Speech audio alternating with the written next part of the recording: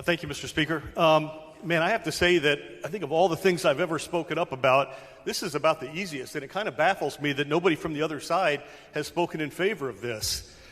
The gentleman from the 54th, during his opening speech, he gave us his version of Wisconsin history for the last 20 years, and to sum it up, it's sort of like our economy's doing great, but if there is a problem, it's all Republicans' fault.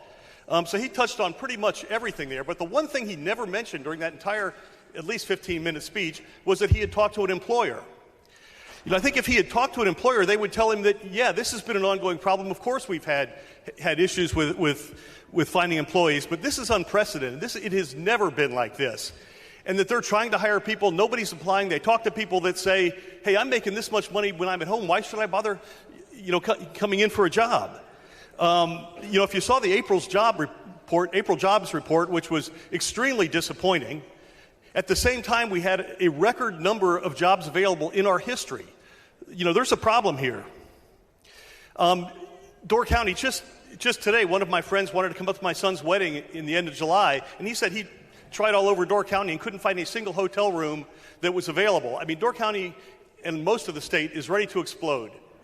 But we can't do it if they don't have employees. And if you look in any business, any bar, any restaurant, any shop, they have a help wanted ad up. But it's not just tourism that's being affected by this. While we've been sitting here today, I've heard from 6 manufacturers that have told me they just can't find operators for the machines. And these are small manufacturers that contribute to bigger manufacturers. It's part of the supply chain. So if they can't keep up their end and meet their orders, that slows the entire economy down. And as our side keeps saying over and over, of course this bill doesn't solve this problem completely. There are a lot of other issues that we need to look at. Child care certainly is a big issue.